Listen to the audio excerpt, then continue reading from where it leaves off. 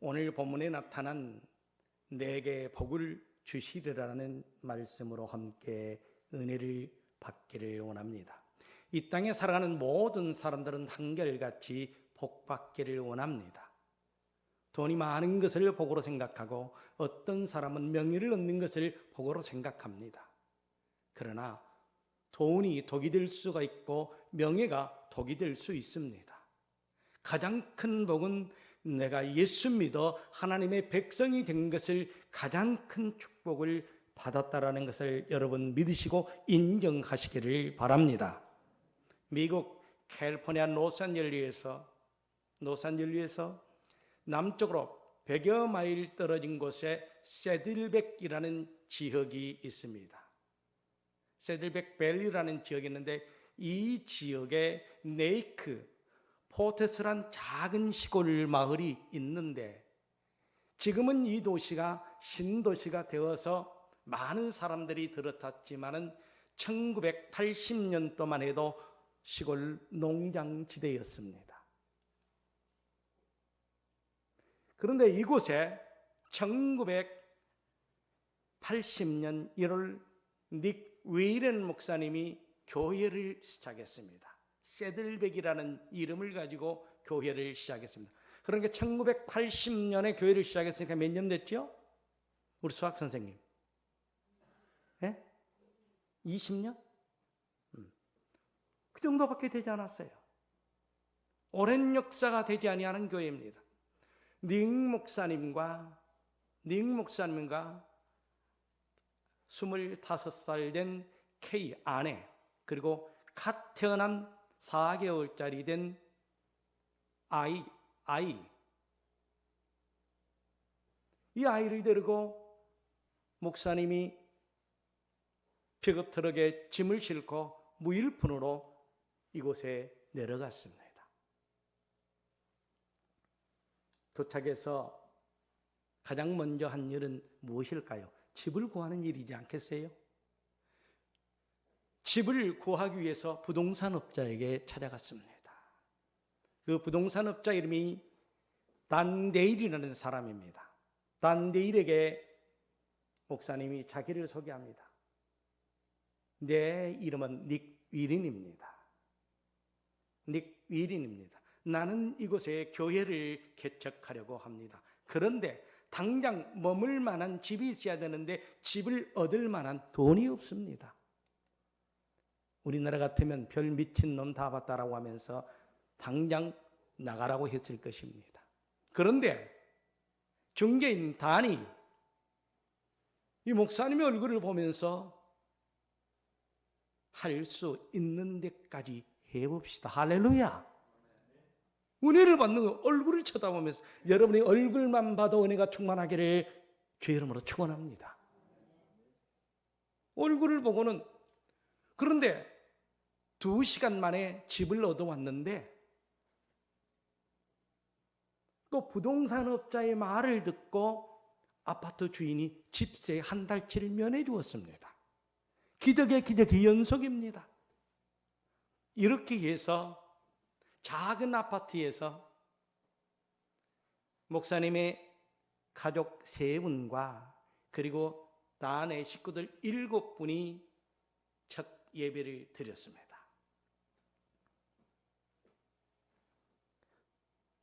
돈은 없지만, 가진 것은 없지만, 돈도 집도 교회 멤버들도 예배당도 없지만 이 목사님에게는 원대한 꿈과 비전이 있었습니다. 이 비전이 지역사회인들에게 필요한 교회를 만들겠다라는 것입니다. 지역사회에 필요한 교회. 그래서 먼저 목사님이 설문을 조사했습니다. 여러분과 지역사회가 교회에 원하는 것이 무엇인가라는 것이었습니다. 교회다. 당신들이 교회에 바라는 것이 무엇입니까? 라고 질문을 합니다. 정말 멋지잖아요. 아무것도 없는 사람이 조그마한 교회, 이제 7명 모인 교회가 지역사회를 향해서 교회가 당신들에게 해줄 것이 무엇입니까? 라고 질문하는 자체가 좀 웃기잖아요. 그런데 지역민들이 교회가 교회다운 교회, 그리고 누구든지 들어가서 예배 드릴 수 있는 편안한 교회가 해달라는 것이었습니다. 어떤 미국은 그렇잖아요. 히피적 있잖아요, 집사님. 그리고 뭐 등등 뭐 철맞이 있고 뭐 이상한 사람들이 많잖아요. 누구든지 그분들은 그분대로 예배 드릴 수 있도록 처소를 만들어서 히피족은 히피족대로, 또 장발족은 장발족대로 예배를 드릴 수 있도록 처소를 만들어 드렸습니다. 그들이 변화되면 새 사람이 된다는 것을 확실히 알고 있었기 때문에 마약하는 사람들까지 다 모아서 마약하는 사람들도 교회에 와서 은혜 받으면 마약을 끊게 되어 있습니다. 그렇잖아요.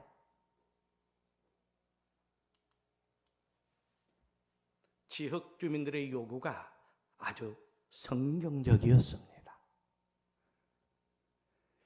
요즘 예수 믿지 아니하는 사람들이 교회와 우리 그리스도인들에게 무리한 것을 요구하고 있지 않습니다.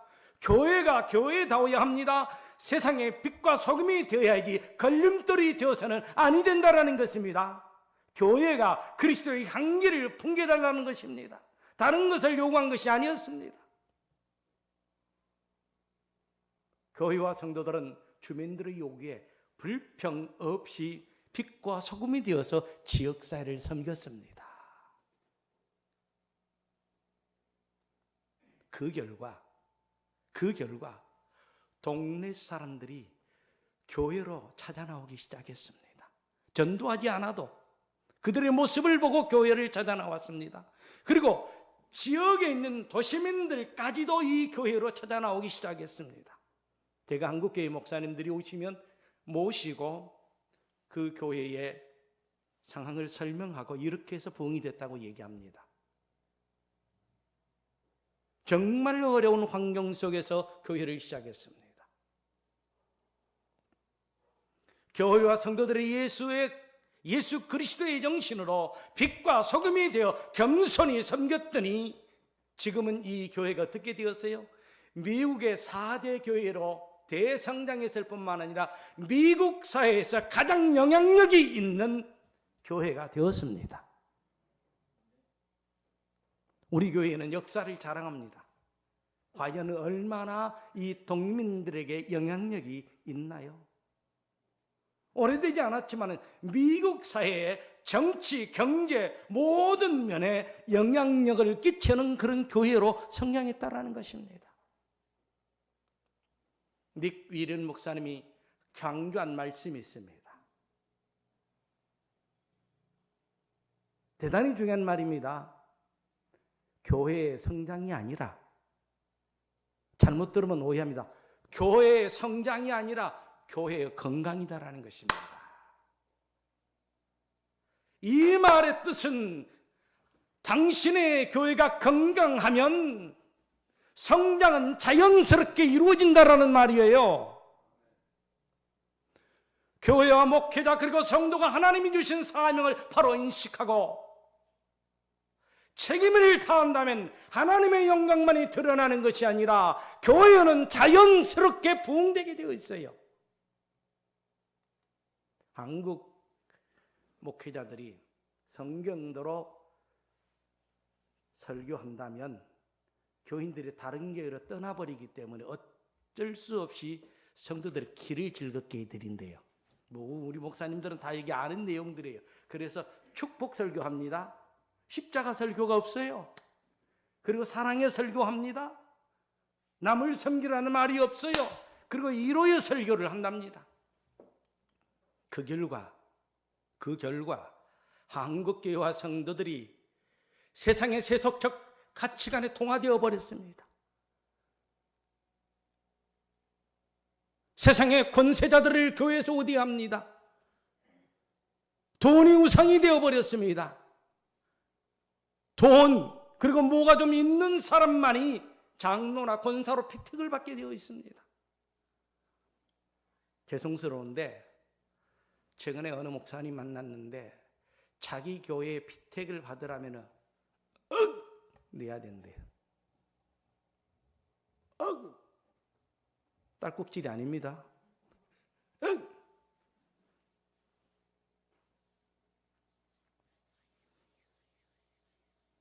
비록 저 시골에 가진 것이 없지만, 너는 배운 것이 없지만 주님께 충성하려고 헌신하려고 하는 그런 사람이 피택이 되어 장로가 되고 권사가 되어야 되는 줄 믿습니다.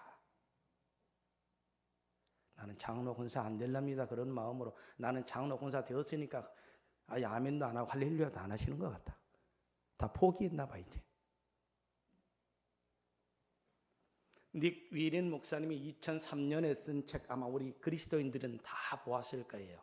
아시죠? 목적이 이끄는 삶이라는 책이 있습니다. 이 책을 읽다 보면 인생의 삶의 목적은 인간 자신이 아닌 하나님으로부터 모든 것이 출발한다는 것을 강조하고 있습니다. 그러면서 링 목사님은 그리스도인들에게 강조하고 추구하는 5가지의 목적을 이렇게 설명하고 있습니다. 첫째 목적은 우리가 하나님의 기쁨을 위해서 개혁되었다라는 것입니다. 우리가 하나님의 기쁨을 위해서 개혁된 사람들입니다. 저와 여러분, 나의 기쁨과 내 삶을 위해서 창조된 것이 아니라 하나님의 기쁨을 위해서 창조되었고 부름받았다라는 것을 믿으시기를 바랍니다. 두 번째 목적은 우리가 하나님의 가족이 되었다라는 사실입니다. 누구의 가족이에요? 하나님의 가족. 저와 여러분 모두가 하나님의 자녀로 태어나서 하나님의 가족이 되었습니다. 하나님의 가족은 하나님의 언약을 지키며 규례와 법도를 지키며 살아가야 합니다. 가정마다, 여러분 가정마다 가정에 규칙이 있을 겁니다. 하나님의 규칙은, 규례는 이 말씀으로 우리에게 교훈해 주고 있습니다.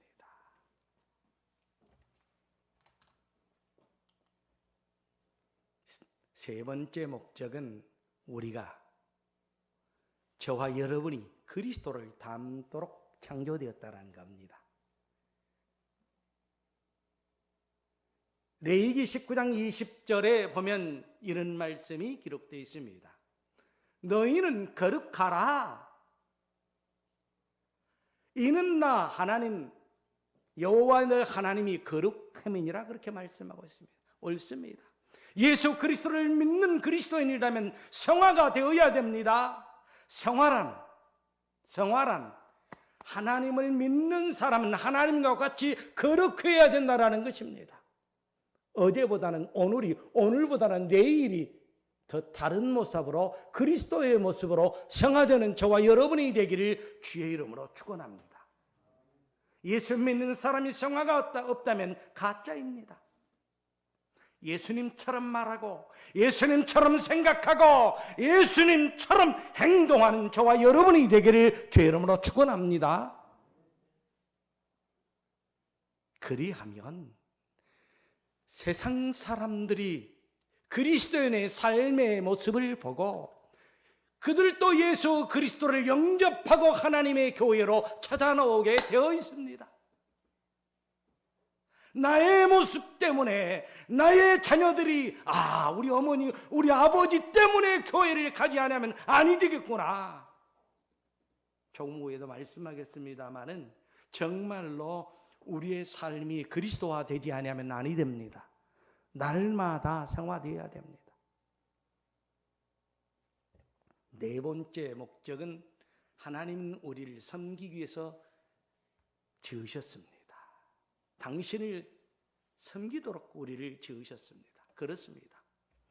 하나님의 창조 목적은 오직 하나님만, 당신만을 섬기도록 했기 때문에 나 외에 다른 신을 뭐라고 그랬어요? 두지 말라라고 성경은 말하고 있습니다. 오직 하나님만, 당신만 섬기라고 했습니다. 이스라엘 백성들이 오랫동안 광야에서 고생하고 고통을 당했던 이유가 다른 신을 섬겼기 때문이었습니다. 그리고 마지막 우리를 부르시는 이유는 선교적 사명을 다하라는 것이었습니다. 자, 우리는 세상으로 보냄받은 자들입니다. 요한복음 20장 21절을 보면 이런 말씀이 기록되어 있습니다. 우리 함께 읽어보도록 하겠습니다. 예수께서 또 이르시되 너에게 평강이 있을지어다. 아버지께서 나를 보내신 것 같이 나도 너희를 보내노라. 우리는 선교적 사명을 받은 사역자들입니다. 그런데 요즘 코로나19로 사탄이 강교하게 이용하고 있습니다. 지금 전도할 시기가 아니야. 지금 교회를 세상 사람들이 어떻게 보고 있는데 말도 못 꺼내. 누가 좋아하는 말이에요? 사탄이 좋아하는 말입니다. 그러면 우리 교회를 가봅시다.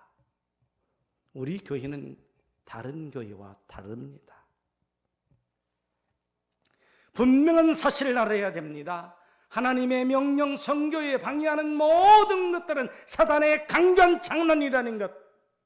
선교하지 아니하면 죄입니다. 복음을 전하지 아니하면 죄입니다.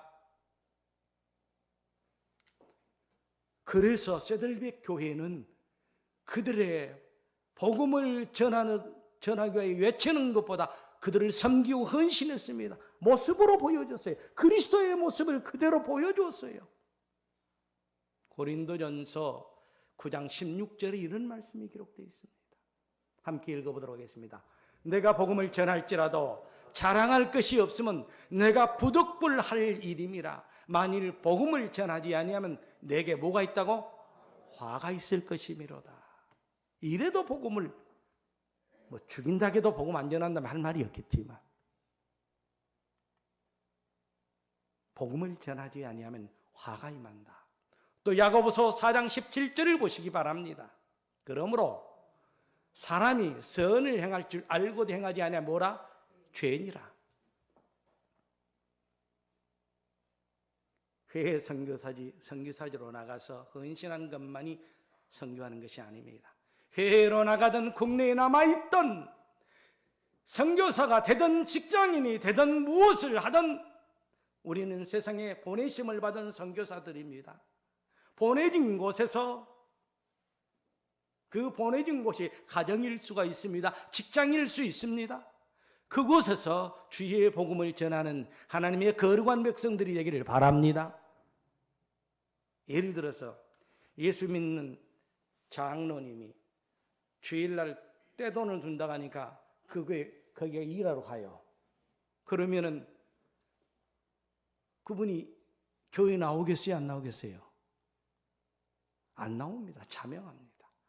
죽어도 나는 생명처럼 여기고 나오고, 그리고 평상시에 거룩한 주의 모습을 보이면 그들이 저분이 예수로구나, 저 사람 따라 교회에 가야 되겠다, 그러고 찾아 나오는 거예요. 할렐루야. 우리를 향해서 부르시는 하나님의 방법은 다양합니다. 우리의 삶의 영역에서 복음을 전하라는 명을 우리는 받았습니다. 그래서 닉 윌런 목사님이 이 5가지를 말씀하셨는데, 이 5가지를 함축한다면 하나님 사랑과 이웃 사랑입니다.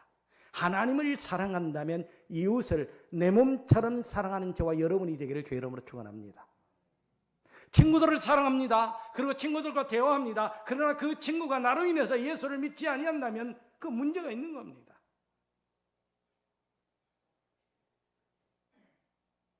친구들을 사귀고 친구들과 접촉하는 모든 것이 그들이 하나님의 백성으로 만드는 것입니다. 믿습니까? 선교사님이 그렇게 하는 것, 선교사와 교육자들만 하는 것이 아닙니다. 그렇습니다.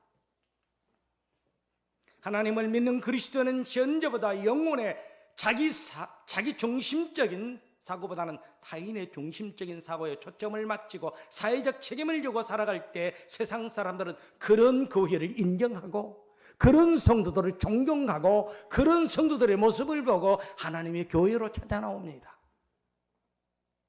이 사회로부터 인정받는 교회, 닉 목사님의 말씀처럼 저절로 부흥되는 것이 아닙니다.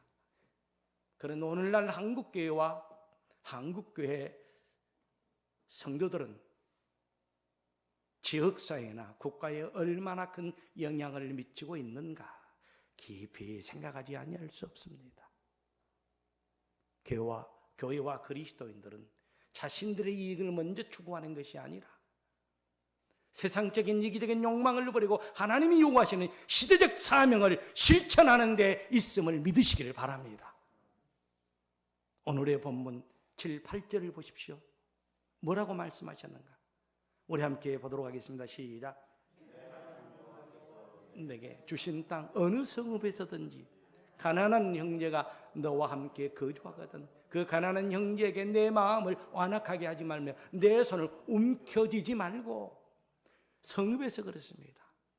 성읍에서든지 가난한 형제가 나와 함께 있거든 그들에게 넉넉하게 주라. 그 다음에 8절 시작. 반드시 내 눈을 그들에게 펴서 그들에게 필요한 대로 쓸 것을 넉넉히 주어라. 난 줄 것이 없다고요? 많습니다. 조금 전 후에 말씀드리겠습니다만 줄 것이 우리에게는 너무나 많아요. 본문의 핵심 내용은 성읍에서 가난한 형제가 있거든 내 손을 펴서 그들에게 필요한 대로 쓸 것을 주라는 것이었습니다. 본문에 등장하는 하나님의 명령은 우리 인간의 본성에 맞지 않습니다. 우리가 살아가는 자본주의 사회에도 어울리지 아니하는 말씀입니다. 하나님의 명령이기 때문에 이 자본주의 사회에서 우리의 인간의 본성에도 맞지 않지만은 이 말씀을 우리는 지키고 이 말씀으로 또한 살아야 합니다. 우리는 하나님의 가족이고 하나님의 백성이기 때문에 나에게 막대한 손해가 있다 할지라도 하나님의 명령이기에 이웃을 향하여 나의 손을 펼쳐서 약자를 도우시고 사회에 관심을 가지는 것이 오늘 본문이 요구하는 말씀이기도 합니다. 계속해서 본문 9절을 보시기 바랍니다. 시작. 7째 해 몇 년에 가까웠다 하고 내 궁핍한 형제를 악한 눈으로 바라보지 말며 아무것도 주지 아니하면 그가 너를 여호와 하나님께 호소하리니 그것이 내게 죄가 되리라. 내가 돕지 않아요. 가난한 사람을 보고 돕지 않으면 그 사람이 하나님께 호소 일러 바쳐요. 그러면 그것이 죄가 된다라는 거예요. 내 죄가 된다라는 거예요. 본문 9절 하반절에 그것이 내가 죄가 되리라. 그리스도인이 사회적 책임을 다하지 않는 것이 죄라는 것입니다. 시들백 교회가 부흥되고 미국 사회로부터 큰 영향력을 끼쳤던 가장 큰 이유는 사회적 책임을 다했기 때문입니다. 이웃과 함께 울어주고 이웃과 함께 웃어주고 선교적 사명을 다했기 때문에 시들백 교회는 역사는 깊지 않지만은 얼마나 아름다운 사역을 감당하는지. 거기 아이들을 이제 맡겨요. 아이들을 맡기기 위해서 교회 주변으로 이사를 간다니까. 할렐루야. 아이들을 맡기기 위해서. 근데 되게 보면 목사들이 그냥 어른 사역하는 것을 좋아하잖아요. 그 교회 목사님들이 최고의 가고자 하는 부서는 어린아이 사역입니다. 그리고 어린아이 사역자가 사례도 제일 많이 받습니다. 한국 목사님들이 사진을 촬영하려고 하니까 못 촬영을 하게 해요. 그 이유는 아이들이 사진 촬영에 이쁜 사람 유기할까 봐. 그리고 그냥 지나가도록 합니다. 아침에 교회 학교 맡겨서 저녁에 데려갑니다.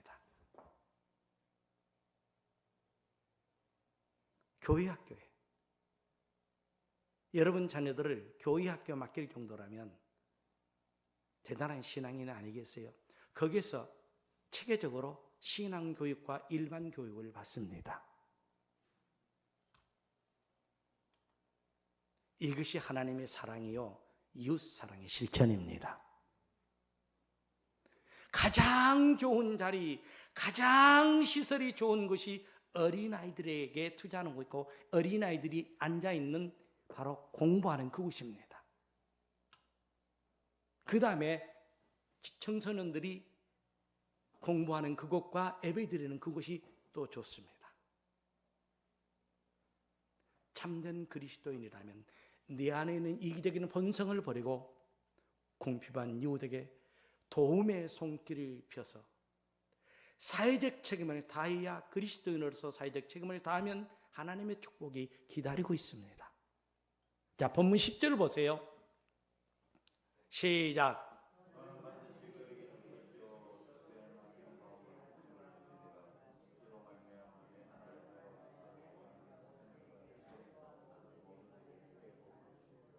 아이고, 아침 다 조밥 드시고 오셨나 봐. 소리 허리가 다 달라.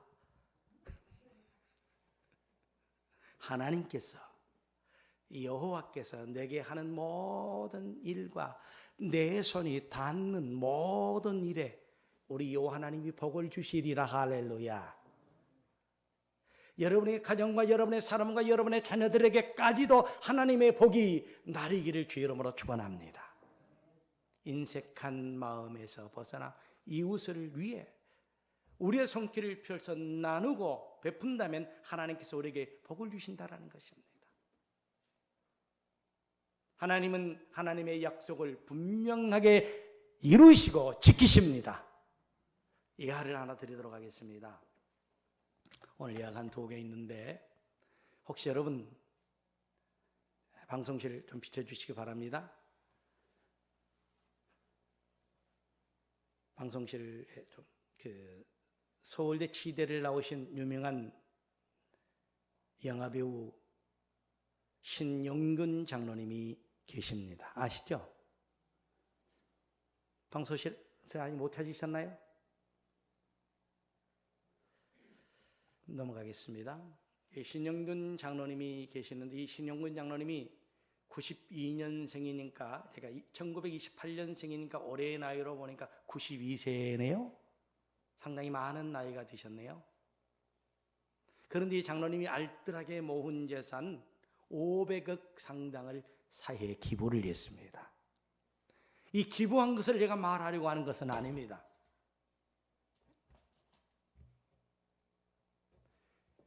기부하면서 이 장로님이 하신 말씀이,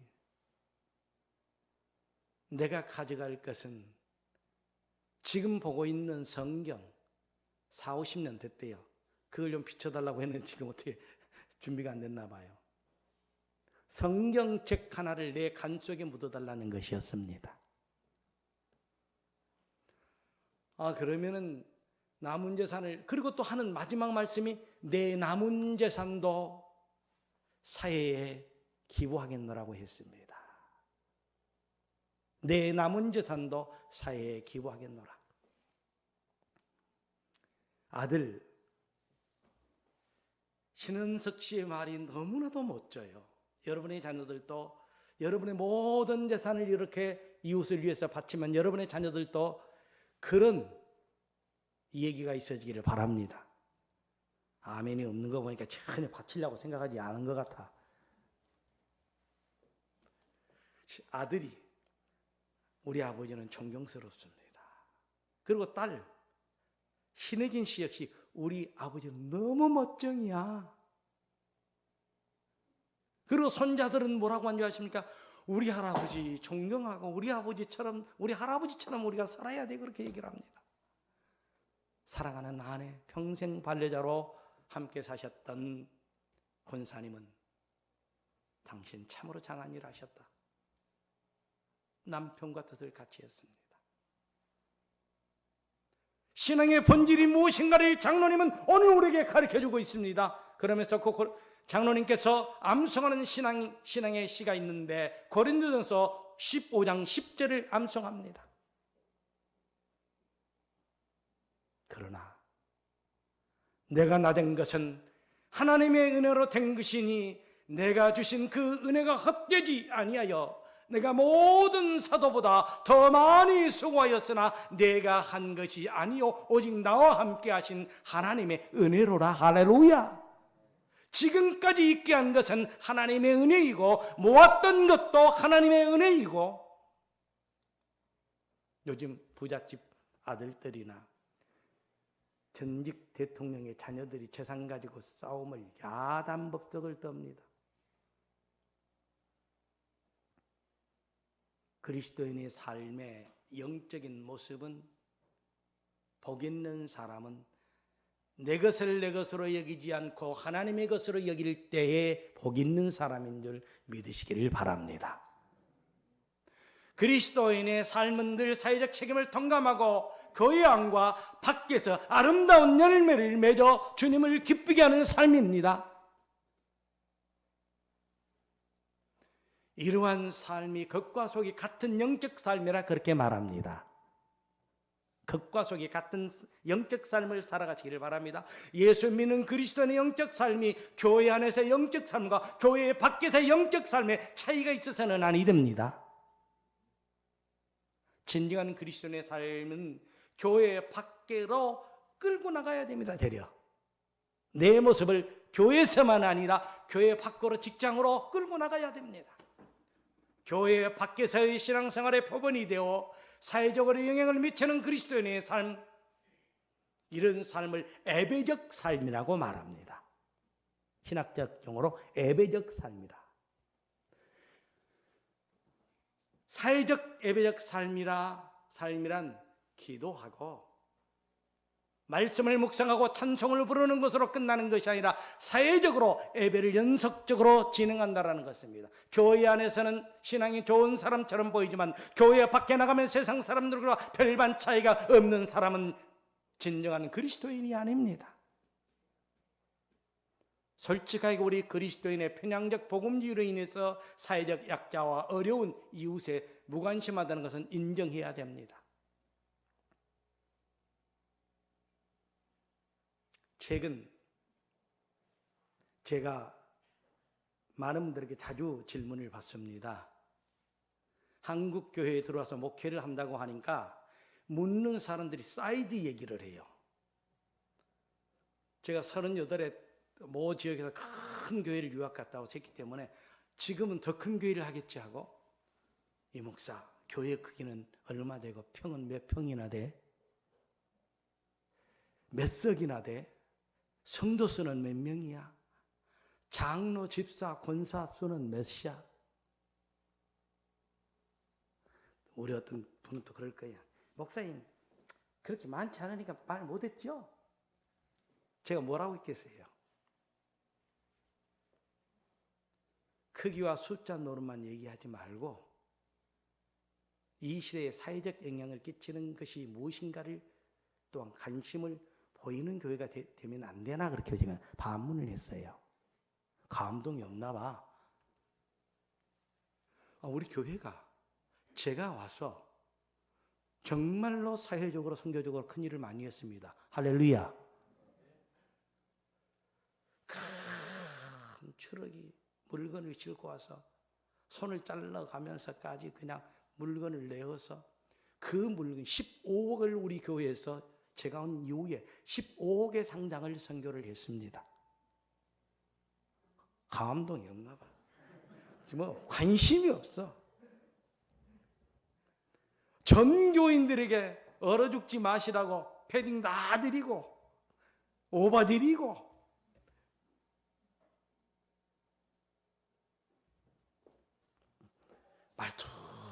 말통 쳐다만 보고 있어요.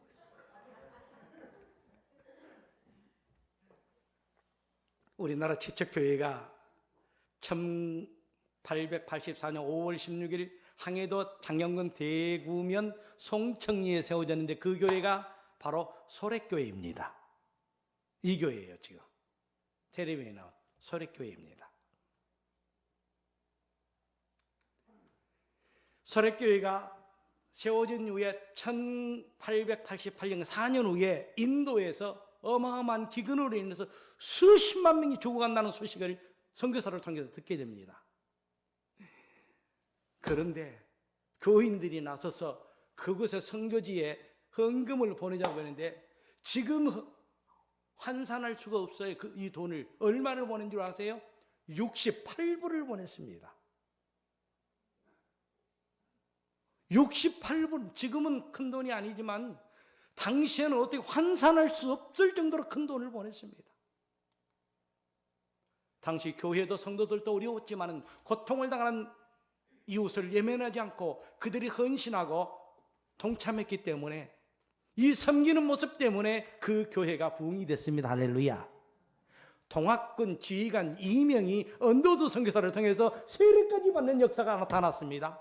당시 예수를 믿으면 사회적인 모든 것들이 박탈당하는데도 예수 믿겠노라고 동학군 지휘관 이명이 무릎을 꿇고 세례를 받았다라니까요. 그런 사회적인 영향을 미치는 교회였습니다. 그런 교회가 우리 서울 비전교회가 되기를 주의 이름으로 축원합니다.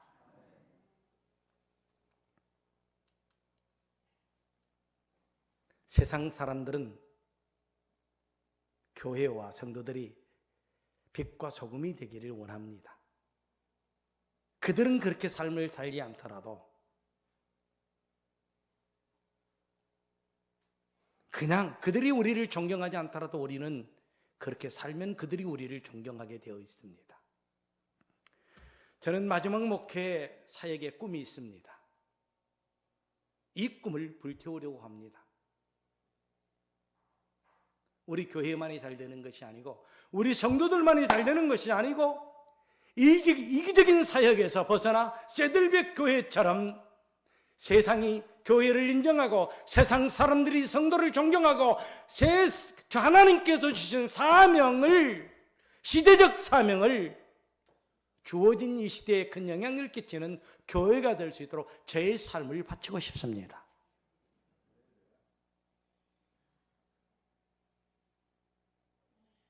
하나님의 마음에 들었던 다윗의 삶을 가르쳐서 성경은 이렇게 얘기하고 있습니다. 사도행전 13장 36절에 한번 읽어볼까요? 다윗은 당시에 하나님의 뜻을 따라 섬기다가 잠들어 그 조상과 함께 묻혀 썩음을. 다윗은 당시에 그 시대에 하나님의 뜻을 쫓아 한 시대에 하나님의 목적을 이루려는 삶, 하나님의 뜻을 쫓아 섬기다가 잠든 그런 삶, 저와 여러분이 이런 꿈을 꾸어보시기를 바랍니다. 저는 이 시대를 사는 기독교인으로서 책임을 통감하고 있습니다. 지금 이 시대에 기독교인의 사회적 책임이 대단히 큽니다. 요즘 사회적 책임이라는 말을 자주 사용합니다. 사회적 책임이란 뉘앙스가 주는 것이 무엇이냐면 이 사회의 운명이 우리 교회와 성도들에게 달려있다는 뜻입니다. 예를 들어 직장에 참여하는 사람, 직장을 책임지는 사람, 둘 중 어느 중에 더 무게가 있을까요? 우리 피아노 반주자에게 물어요. 예를 들어 지금 설명합니다. 직장에 참여하는 사람, 그 직장을 책임지는 사람, 누가 더 무게가 있을까요? 그렇죠. 둘 중 어느 곳에 여러분들은 더 무게가 있다고 생각되어집니까? 당신은 직장에 그저 참여하는 사람인가? 아니면 책임감을 가지고 일하는 사람인가? 기독교는 그저 세상에 참여하는 것이 아니고 사회를 책임지고 정의감 있게 섬기고 치유해 나가야 됩니다. 종교교육의 선봉에 있었던 마틴 루터는 당신의 일상이 바로 그리스도인의 삶의 현장에 있다고 얘기했습니다. 자신의 꿈이 이기적인 소명에 집착한 사람들에게는 당신이 서 있는 그 자리에서 이웃사랑을 실천하라 했습니다. 교회의 불신자의 회심을 원한다면, 교회가 불신자들의 회심을 원한다면 교회나 성도들, 목회자들이, 불신자들이 무엇을 원하고 있으며 무엇을 생각하고 있으며 그들의 삶의 현장에서 그리스도의 삶의 모습을 실천해야 됨을 믿으시기를 바랍니다. 성경에서 말하는 패러다임은 하나님을 온 마음으로 사랑하는 것입니다. 하나님을 온 마음으로. 여러분, 남편과 아내가 서로가 온 마음으로 사랑해야지 반쪽만 사랑하면 아니 되지 않습니까? 하나님을 온 마음으로 사랑한다면 이웃을 내 몸같이 사랑하는 것입니다. 예수 그리스도의 제자로서 이웃을 내 몸같이 사랑하면 교회 안과 교회 밖에서 변함없이 섬김을 실천하고 성경 말씀을 지켜 행하며 주님을 닮아가는 영적 성숙의 그리스도인의 삶을 살아야 합니다. 지금 한국 교회의 중요성은 영적 성장이 아니라, 서론에 말씀드린 것처럼 양적 성장이 아니라 건강한 교회입니다. 교회의 건강함은 교인 출석 숫자나 재정의 크기가 아닌 세상을 향한 섬김에 있다는 것을 믿으셔야 합니다. 하나님이 세우신 초대교회의 본질은 성도 한 사람 한 사람이 예수 그리스도의 형상을 입고 예수님이 명하신 비전에 사로잡혀 세상과 타협하지 않고 주님 나라를 삶의 현장 속에서 실천하는 것입니다. 제가 설교할 때마다 예화를 한 2개 드리는데 한 분을 더 소개하려고 합니다. 아까는 남자를 소개했으니까 우리 권사님들은, 우리 교회에는 여자가 더 많은데 목사님 자꾸 남자만 소개한다고 질투할까 봐 여자분 하나를 소개하겠습니다. 올해 84세가 되신 광원 사람 이수영 권사님이십니다.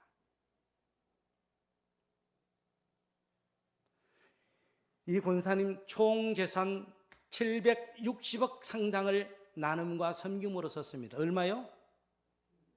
너무 많아서 지금 기억도 못하는가 봐. 수학 선생님 얼마요?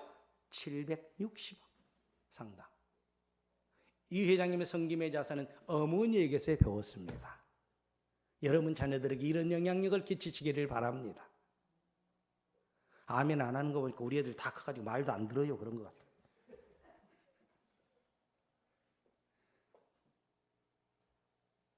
어머니는 늘 자식을 사랑한다면 기부하는 습관을 가져라 그랬대요.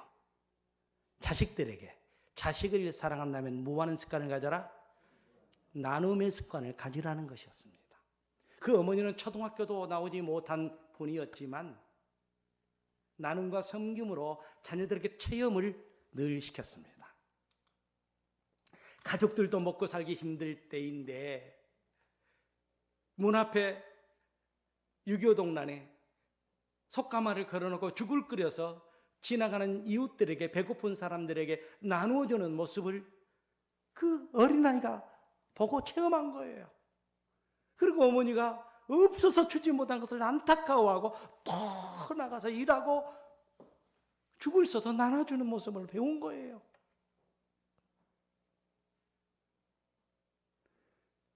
경기여중을 다닐 때 그분이 내수동 종로구에 내수동에 종로교회라고 있는 그 교회를 다녔는데 장로님이 하시는 말씀을 가슴에 묻고 살았대요. 여러분 잘 들으셔야 됩니다. 미국에서 한국을 도려고 올 때 배에다 구호물품 가득 실어가고 왔습니다. 그런데 갈 때는 무슨 배예요? 갈 때는 무슨 배예요? 빈 배가 아니었습니다. 바로 축복과 은혜를 가득 싣고 갔습니다. 할렐루야. 비어있는 것이 아니라 하나님이 그 비어있는 모습을 보고 기뻐했다라는 거예요.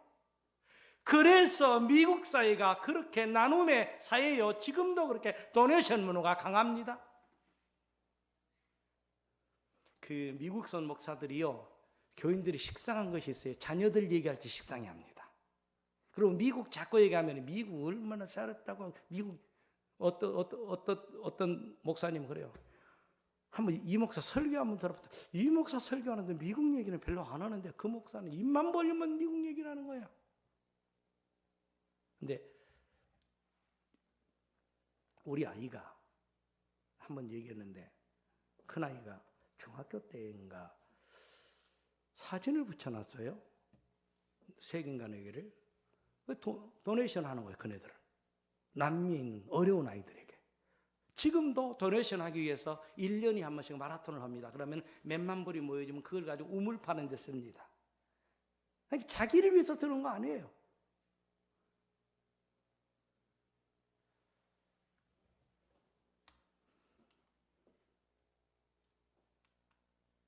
이 원사님이 작은 것이라도 어렸을 때부터 나누는 삶의 모습을 보고 배워서 실천했던 것처럼, 어머니의 모습을 보고 실천했던 것처럼 여러분의 모습이, 여러분의 후손들이 실천하는 역사가 있어지기를 주의 이름으로 축원합니다. 우리에게는 주님이 주시는 놀라운 것들이 많이 있습니다. 말씀을 맺으려고 합니다. 예수의 이름으로 어떤 섬김과 희생이 내게 있었던가. 마리아처럼 주님 발 위에 향유를 붓고 입 맞추는 사랑의 근신이 요구되는 이 시대에 그리스도인이 재력, 권력, 건강 모든 것을 소유했다 할지라도 주님이 우리에게 명하신 나눔의 섬김이 치료함이 없다면, 치유가 없다면 진정한 그리스도인이 아닙니다. 나눔과 섬긴 치유의 사명은 우리 그리스도인들에게 주어진 사명입니다. 지금 이 순간 하나님은 우리를 향하여 내게 복을 주시리라 약속하고 있습니다. 이 약속의 축복을 받기 위해서 이 세상으로 나가 그리스도인으로서 섬김과 나눔을, 치유를 실천하시면서 여러분의 발길이 닿는 곳마다 어둠이 빛으로 변화되고 사망이 생명으로 변화되는 놀라운 기적이 바로 나를 통하여 일어나기를 주의 이름으로 축원합니다. 기도하겠습니다. 하나님, 오늘 우리에게 귀한 생명의 말씀을 주셨습니다. 이 말씀대로 살아가게 하여 주옵소서. 나눔을 실천하게 하여 주옵시고 가난하고 헐벗고 굶주린 자들을 외면하지 아니하는 한국교회와 우리 성도들이 되게 하여 주옵소서. 나눔과 섬김은 십자가를 지는 겁니다. 아버지 하나님, 우리의 죄의 명령은 섬기라였습니다. 섬김을 받으려고 하는 것이 아니라 섬기는 저희들 되게 해 주시옵소서. 감사하고 우리 구주 예수 그리스도의 이름으로 기도하옵나이다.